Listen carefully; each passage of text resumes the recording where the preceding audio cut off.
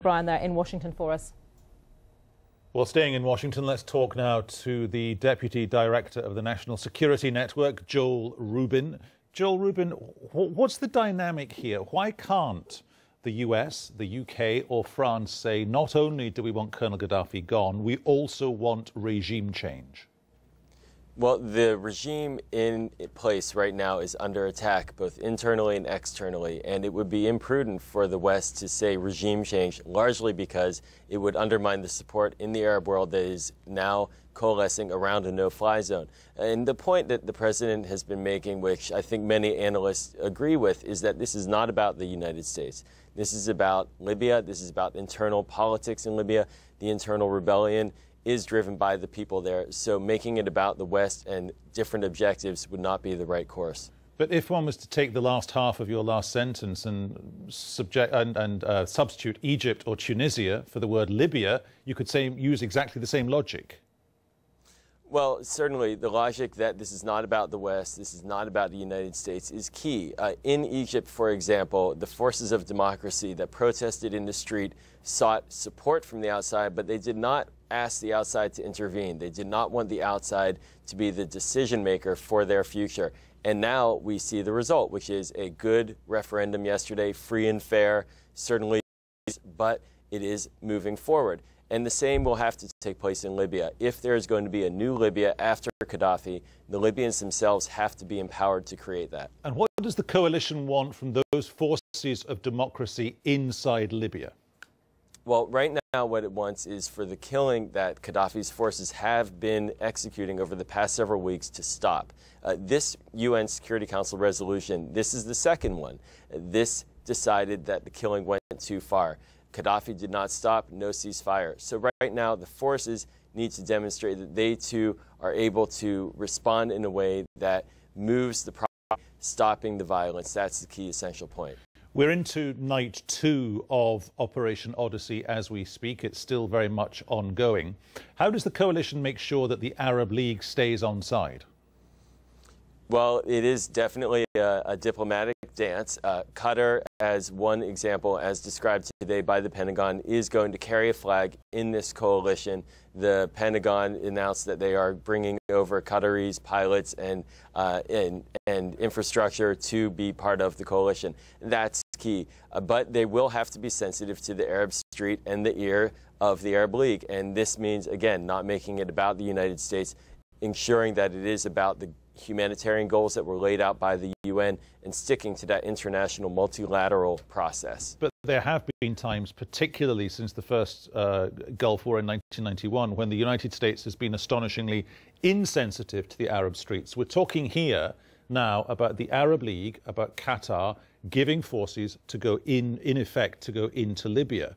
If we turn that around, we've got Saudi forces already on the ground in Bahrain. So there's a diametric opposition going on there. How does the State Department square that when they talk to the Arab League?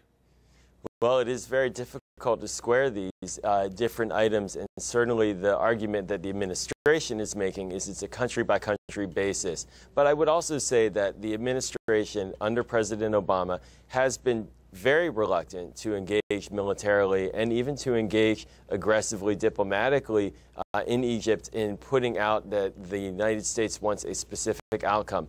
It is waiting to see how the region reacts, and in the case of the no-fly zone, it has been responding to the demand from the Arab League itself.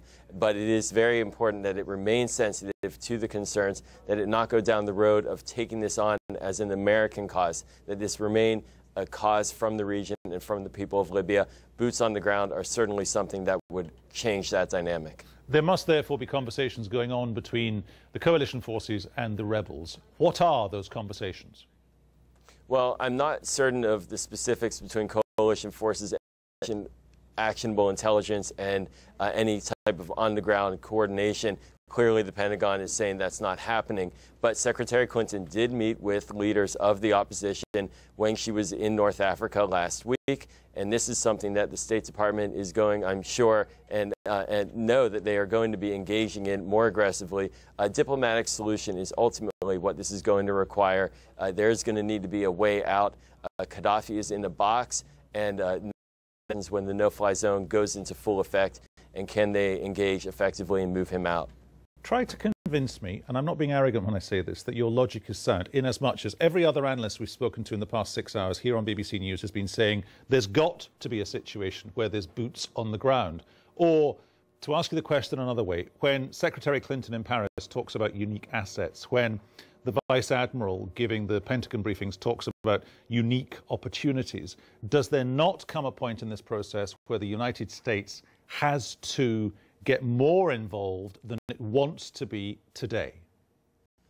Well, the hypothetical would say yes, that there always is a slippery slope potential. But clearly what the administration is trying to do is to ramp up the pressure more and more on fusion, create uncertainty within Gaddafi's own regime, his own leadership cohort, getting them to think, perhaps this isn't the best way for me to survive, and to get them to change direction from within. And in parallel to that, support the rebellion movement through giving them air protection so that they can return to the momentum that they had. Gaddafi led his more vicious onslaught. And that's the goal. If that doesn't work, certainly there will be a further debate here in Washington about whether more engagement is required. I'm at a loss to understand the difference between supporting the rebel movement and fighting with the rebel movement. Well, in this case, the no-fly zone does create support because it neutralizes the most effective weapons that Gaddafi has been using against it. And so with that, it in essence creates a more level playing field, which prior to 2 weeks ago, we saw the rebel movement doing quite well. Okay, we have to leave it there. Joel Rubin in Washington, thank you very much.